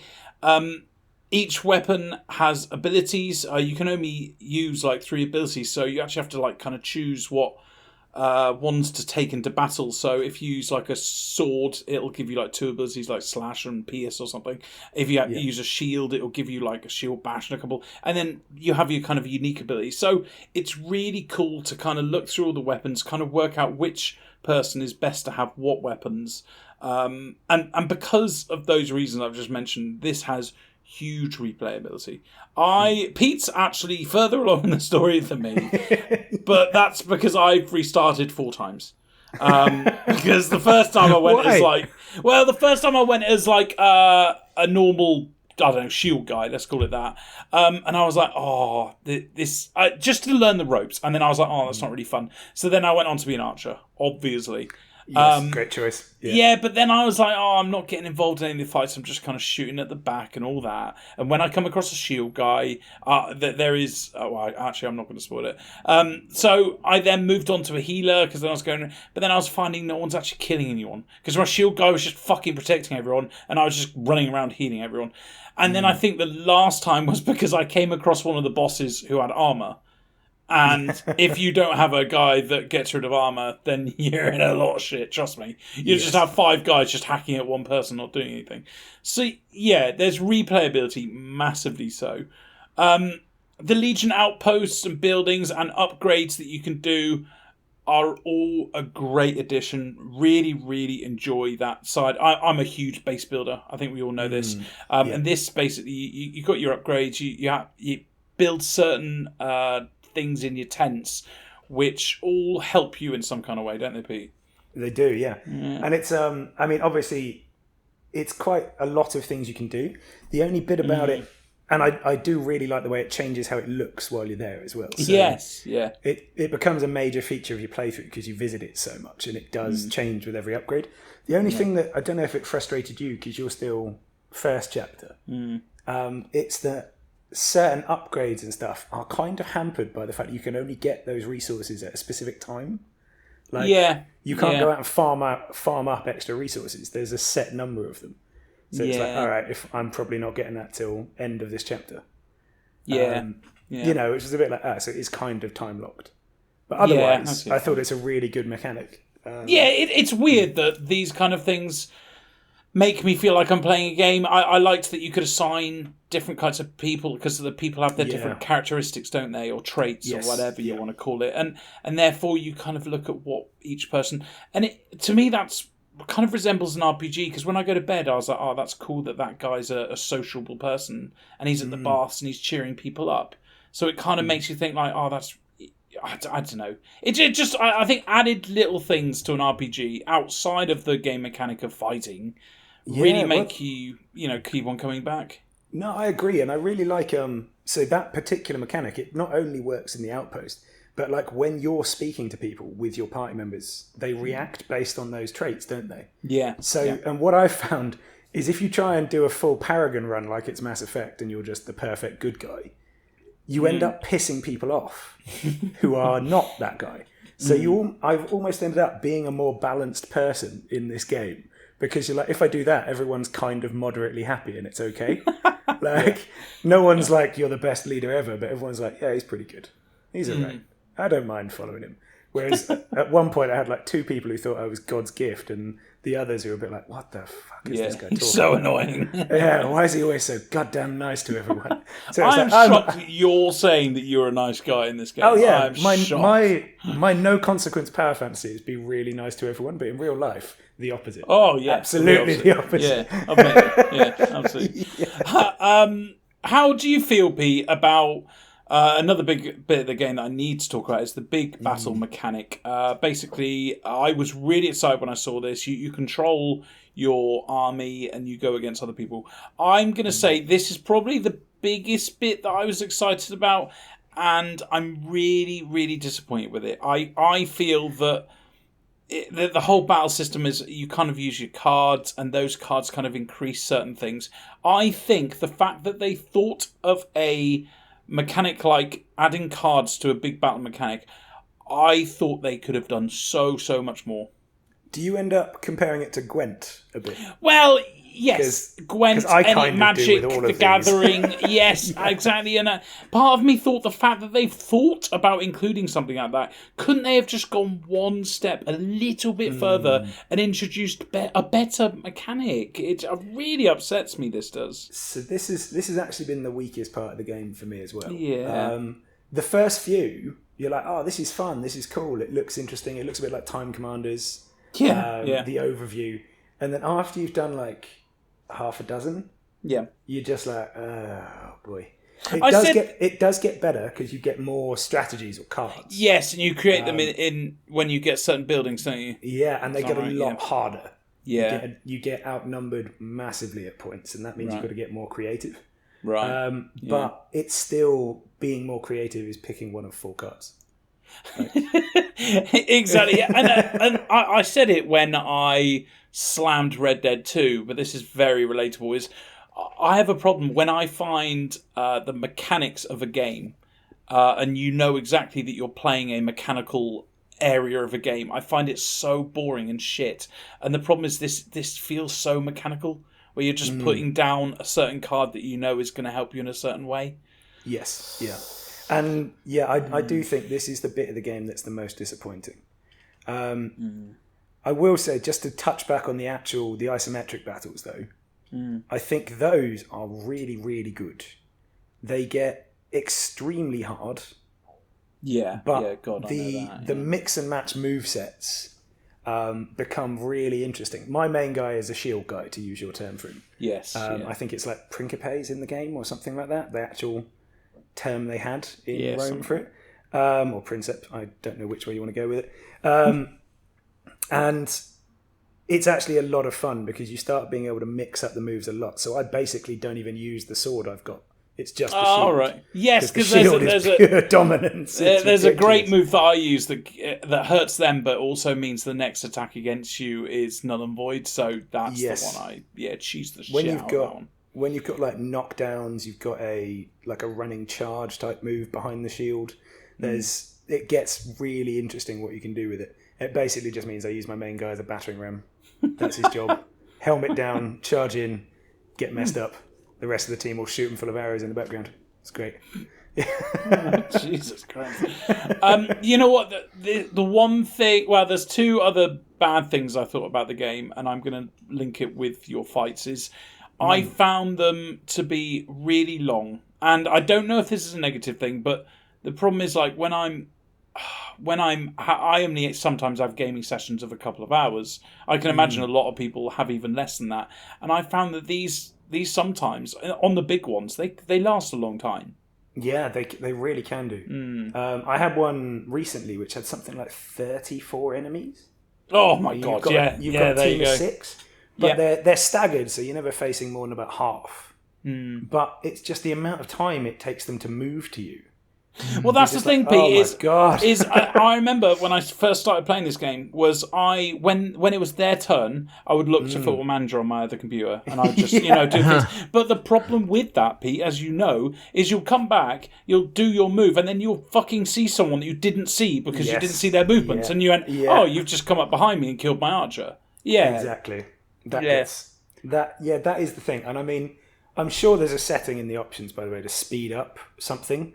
Oh, maybe. But it should be by default, because it is that is the one problem with a battle I'm really enjoying, is how bloody slow their turn is. Yeah, and then you see they've got reinforcements, and then you have to watch 5 of their reinforcements just jog along. Oh my god. Although I will say my favourite thing in this of all is if you break morale, your side or theirs, everyone goes a bit mad. Yes. So they might run away. They might shoot their own teammate. That's the best. Or they might one, attack each other. Yeah.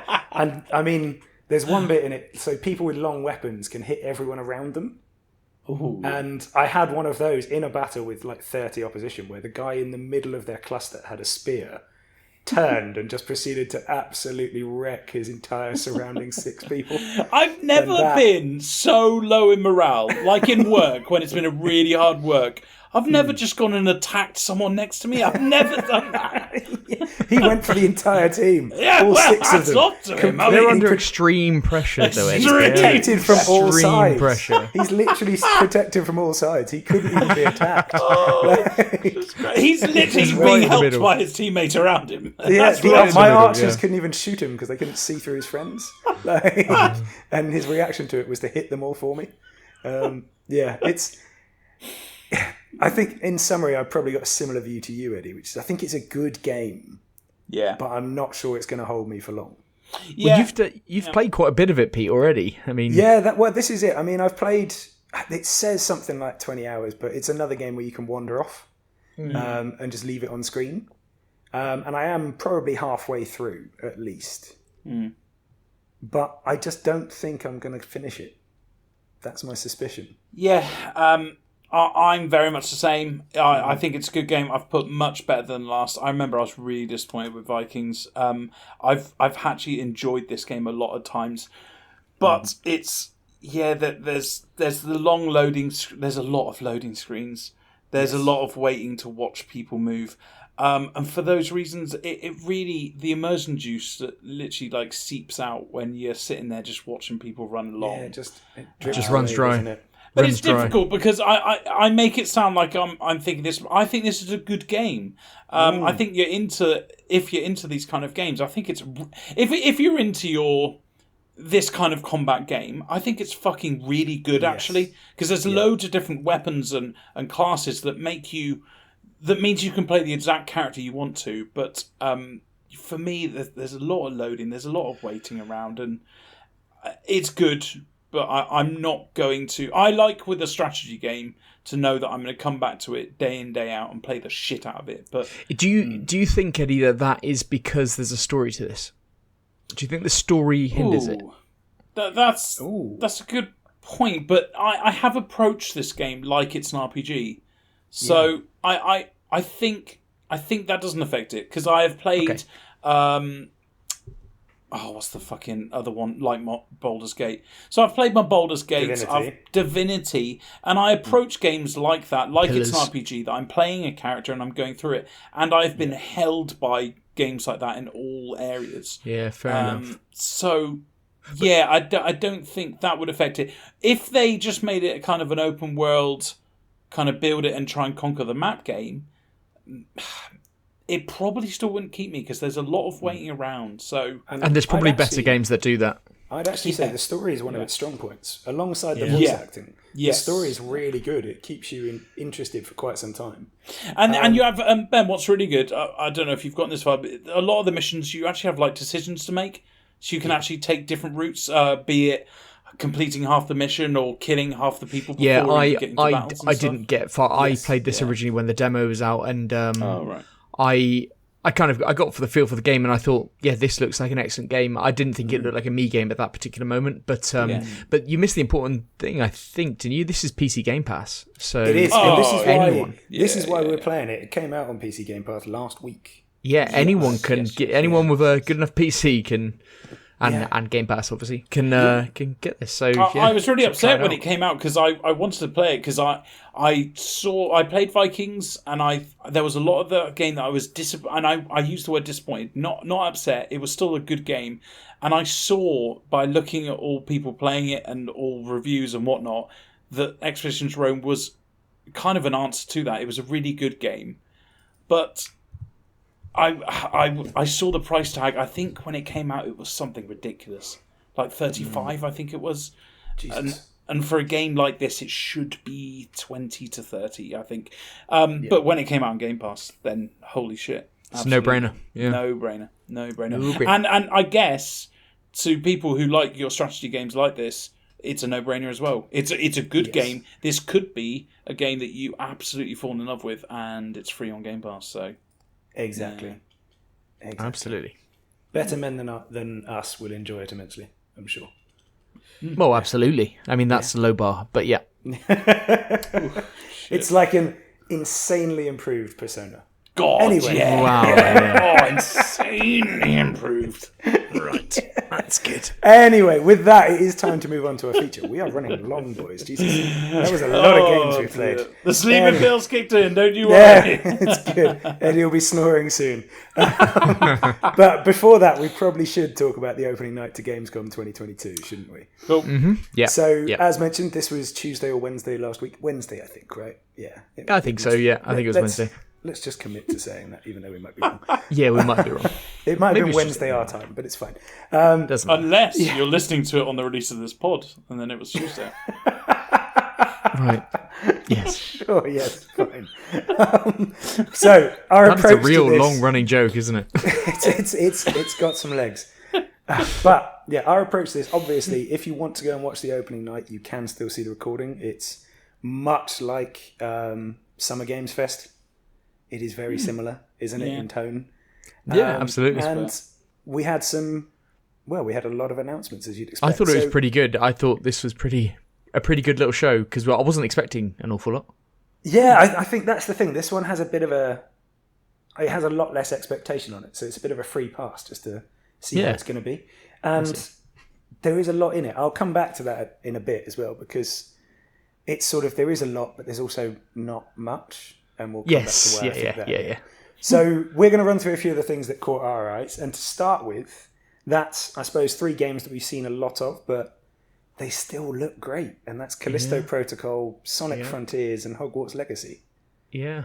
The more we see of Callisto Protocol, the better. Like, we're they're talking showing about Dead gameplay. Space, yeah? Yeah, we're talking about Dead Space, Dead Space, but the thing that's brilliant about it is that the Dead Space remake's going to come out, and they must be... I reckon the Dead Space remake people are probably going... because this game does look, it's got loads of new mechanics in it. It looks really cool. Everything they show looks better and better. Like, they're not missing a beat. They are, gameplay as well. Absolutely. They're not scared to show the gameplay. They're just like, this is what it looks like. This is the game. Yeah. And everyone's going, brilliant. Yeah. They don't need to show anymore, but they're just so confident in the gameplay that they're just showing little segments. And it was that again. I think this is going to be excellent. It comes out in December as well, which is a month which is usually fairly barren for video games. It's coming out, and I don't think there's any chance of them missing that date because they just keep banging out gameplay. It looks like it's ready, doesn't it? That's the thing. Yeah. From what we're seeing, it looks ready. Looks really cool. It does. Now, Hogwarts Legacy, obviously, we know has been delayed. Yes. But they are still bringing quite a lot to that as well, aren't they? I really like this trailer. I thought you really would liked do. it. I thought you would do.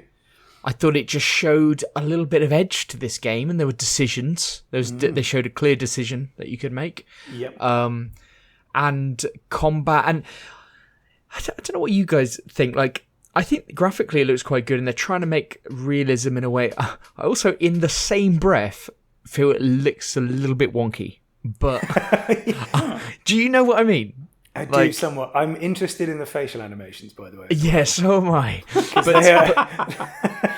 But overall, in general. I think that their departure from the Harry Potter books and more towards the lore and Hogwarts itself is an excellent move, creating their own story, and it does allow them to seemingly go down a more like adult path with it. It's Yes, it's a genuine game path in particular. Absolutely. It must be said, I know this isn't the game, it's the actual the Harry Potter franchise. I do like that they just bucket children into brave, boring, intelligent, or evil. Yeah, that's the 4 type of children there are, and that's all they can be. Well, so many games do that. They play a JRPG. You're one of those 4. If you don't think you're brave or intelligent, you're boring or evil. That's the option. Yes. So I do, and I like that we got to see a quote unquote evil one in this story trailer. Yes. That was an interesting choice, and I think it's something that we rarely see in the franchise. Yeah, I really hope this game hits because it's like I do think it will because Sony have really backed the marketing, so they're obviously in on the game. They must have seen demos of it and been like, yeah, this is something we can get behind. They probably learned from the No Man's Sky thing years ago and probably choosing their games a little bit better to really get behind.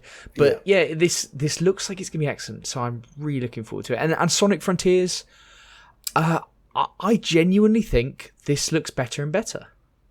Well, yeah, I mean, the first trailer was awful, so... It wasn't fantastic. It didn't set the world alight, but I think Sonic's going to be a good game. I really do. This is the thing. Looking at it, I think it's going to be a good game. Am I going to play it? Probably not. Yeah, I'm the same, Pete. Yeah, I'm the same. But it does look decent. It looks like it's well engineered. If you know I also like the fact that, and I know people don't like this, people really don't like this, but I like the fact that they came out and said Metacritic is highly correlated with good sales. Now, I don't think Metacritic is highly correlated with good sales. I think a good game is highly correlated with good sales and also correlated with Metacritic. But the reason I'm saying that is because they are focused on getting a high-scoring game. So they are trying to hit all the beats that you'd like to see in an open-world game. So I'm really hopeful, and a lot of people aren't too interested in the combat. I think it looks pretty good. Yeah. I'm fingers crossed on this. Really fingers crossed. Yeah. Fair enough. Are you actually going to buy Sonic Frontiers? Do you think? I am. I do think I am. Okay. Yeah. That's interesting to know. So I I bet it'll be expensive, right? Oh god, yeah, that's a 70 quid. Well, no, it's not. It won't be. But I think there's another big game that comes out on that day. What? When does Sonic Frontiers come out? I don't know. It's not God of War Day, is it? No. I think it... I don't know. I could be wrong. I think November 8th, 2022. When's God of War out? Is that the same day? You can Google these just as quickly as it's around. No, Eddie's on there. Eddie's on it. No. It's because I've got all the trailers in front of me to remind me of each game. It says it at the end of the trailer. Okay. Yeah, sort of. Okay. Well, I was God of War, not Gears of War. God of War. No. See, Bill's kicked in, buddy. Just bear with me. That's coming out. That's coming out November 9, apparently. Right. Okay. Very close. Oh, right. I was thinking about this literally a couple of hours ago, thinking, that comes out at the same time. I then said to myself, if I could only afford one, I'd probably buy Sonic. Wow. Okay. Wow. That is big. So we'll see what happens. Yes, indeed. A lot of people disagree with that. Yeah, absolutely. No doubt. I'm not saying I'm right. I'm never saying I'm right. I'm just saying that's what I would probably do. Okay. So, Ben, when you edit this, can you clip out I'm never saying I'm right and send it to me? I want that as a ringtone. I also want to play it back to you every time you make a dramatic statement. Oh, that's quite good, yeah. Persona 5 is a good game. I'm never saying that. Yeah. Anyway, Persona's getting a lot of heat tonight. That's what. It's very much so. It's no Catherine Full Body. That was a good. That was a good game. That was a good game. You're never saying you're right. That's the key. That's a good game. So the next little group of games, I suppose, and again, remember these aren't in order. They're just in order we thought of them. Gotham Knights coming out in October. Is anyone interested in this from us? I know it's a big deal. Oh, I bet Kirk will. I'm going to say that right now. That's true. I bet Kirk will be loving the look of this. I don't like. Did you see the trailer for this? Did you? Yeah. Because it wasn't gameplay, was it? Like it was. No. It was like this hybrid. It wasn't CGI either. It's like game engine that. It looked like cutscene type stuff, you know. Yes, cutscenes. Yeah. And I was thinking like, maybe just shut up about it. Like maybe just don't talk about it because like you make it. It's like I I don't think this game looks great from what I've seen. It looks a bit last gen. I actually thought this trailer made it look funner than it probably is. That's what it also looked quite good at times, but also I don't know. But I was kind of thinking that maybe you should just not bother because I don't know whether you're doing it any favors. This has got to be the hype time for them, though, and that was the feeling I came away with too. And then we also had Dune Awakening, which was just the classic CGI trailer for a new game with basically nothing else. Nothing. Now, obviously, it was a good trailer, but that's great. Yeah, great trailer. Anyone can make a good trailer, especially when you're reusing the words from the book and the film with iconic zero stuff from the efforts film. made. Yes. Yeah, it's a slightly different looking version of Paul Atreides. Like, okay, so I mean, it's a survival MMO. For one, survival seems perfect. MMO seems a bit really. Yeah, really upset in with June, that. Yeah. Like the entire planet isn't really massively multiplayer. Even in the original franchise, there ain't that many people there. So no, and it's a bit derelict. It's a bit sandy. Yeah, which is why survival is going to work perfectly because I imagine water is going to be a major thing, which is great. But I'm deeply skeptical about this, and we haven't seen anything yet. But more games in the Dune universe. The strategy game. I don't think either of you has done really well. I don't think either of you've checked it out, but I think it's got really good reviews. It's doing brilliantly. Yeah. I'm sure at some point when the price comes down, you guys will get involved. So yeah, price comes down, a couple more factions, and I'll be in there. At the moment, 4 factions just feels a bit too limited for me. That's the only thing with Spice Wars. Well, when the next film comes out. This, it'll be in full. I think it'll get everyone interested. I bet I'd even ignore the price tag. Yeah, when I'm all in the hype because I love the first one. Yeah, first film was really good. Yeah. Really good. Yeah, and then we also had Dead Island 2, didn't we? With an actually announced. Yeah, it was the end of show presentation. This one, it was the big hitter, wasn't it? So, release date 3rd of February. Yep. And there's a risk with these, isn't there? Like. We've just seen Saints Row come out, and good comparison. You could argue, I know you could argue the whole get-up, the whole humour, the whole thing is very Saints Row. Yes, absolutely. However, I did like it. Oh, I did slightly ashamed as you should because I watched it. I watched it and then I was like, I had a smile on my face. Like that was pretty cool, actually.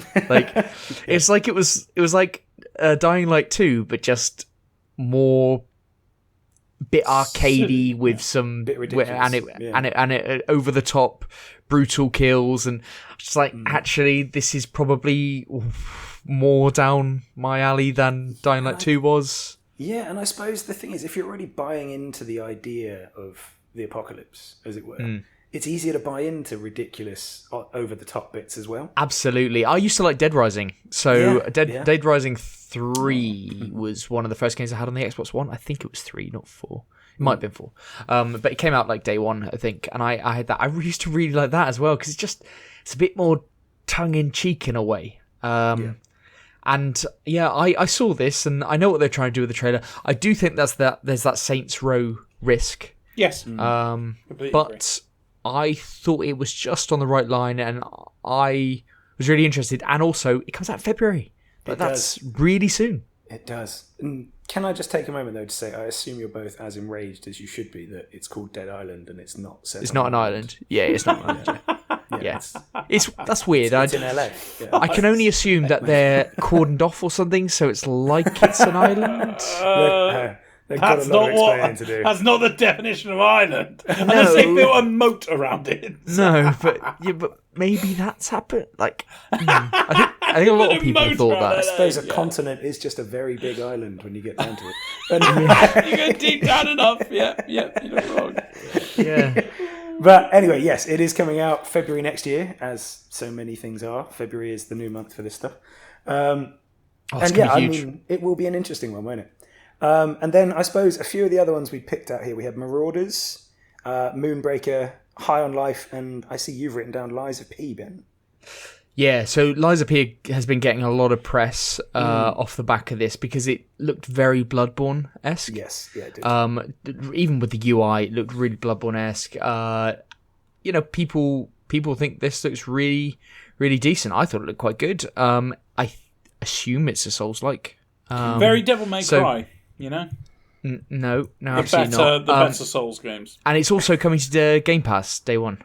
It is. So, and unlike Bloodborne, this I'm sure will be 60 frames per second. So, not that that's a bugbear of yours or anything. That's not a bugbear of mine, but it's a bugbear of many people's. The one Penny Dreadful for me. Yes, absolutely. Yeah, which I am interested in it. I am interested. Yeah. You and me both. We both big fans of the actual TV series of Penny Dreadful, weren't we? So massively so. But the one from this list that there's a couple that I thought associated with each people from this podcast actually. Marauders, Eddie. Yes. I don't know if you've seen much of this game, but this game is currently in beta. I've seen a shit ton of this played on Twitch, and it's coming to early access PC Game Pass in October. Have you heard of this game? I've heard of it, and I've seen quite a bit of gameplay, and yeah, it really appeals to me. As you know, I like these kind of looters and shooters. People are calling it Tarkov in space, aren't they? Yeah. You know what's really put me off was actually playing that Tarkov in space game that I played last month. Do you remember? Yeah, it's nothing like that though. Nothing like that. These are like, What I'm going to say about these kind of games is I can never trust the game until I actually play it. Yeah. This game's different. Like that one was more land on a planet and it's got like weird creatures and all this kind of stuff. Yeah. This is more of you're in a ship, you fly to different little space stations or outposts or like little like places, and then you go in there and it's like Tarkov. You land in, you can shoot shit up and stuff. But I don't know, it's like an alternative reality. I think different people won the war and shit like that, and it was all. Yeah. But it's. I think it's a dumbed down version of Tarkov, and it's not as visually appealing in any way. But I do think that this could be right up your street. I'll certainly play it. I'm 95% chance to play this because it's Game Pass. If it wasn't, then probably more like a 5%. But yeah, absolutely, definitely going to give it a try. The funny bit with this one as well, by the way, did you see the Homeworld 3 bit of the show as well? Yes, I did, yeah. And I was just there going, like, if you combined these two, you'd have a really interesting game. Because I like the Homeworld games, but it is like the actual raid inside the ship would be great. And then you see Marauders and you're like, oh, well, I suppose I could just pause halfway through a Homeworld mission, cut to Marauders and pretend. Pete, Homeworld is doing well. It's got previous 2 games, so it must be good. It's a very good series, Ben, that's why. But yeah, that was my overall thought with those, was I wish they had a combined version of Marauders and Homeworld 3. What about, Pete, that Moonbreaker? Because I thought that might have an appeal for you in particular. Yeah, well, obviously you thought that because it's linked to Brandon Sanderson, who is a famous author who I'm keen on. I like his work. But the game itself, gotta say, didn't do much for me. So I know, I thought that. Tactical, turn-based, tabletop-style game with figurines that you can paint. When he started speaking... Don't say it like that! No, Pete, when he started speaking, were you like... oh, this is going to be good, and then you saw it? Yeah, pretty much. Yeah, same. Yeah. And I mean, the other bit that made me think it's going to be good, from Unknown Worlds, makers of Subnautica. You're like, oh, I know. Fuck. I love good Subnautica. Author making the world, really good studio making the game. It's a fucking turn-based figurine game. Like...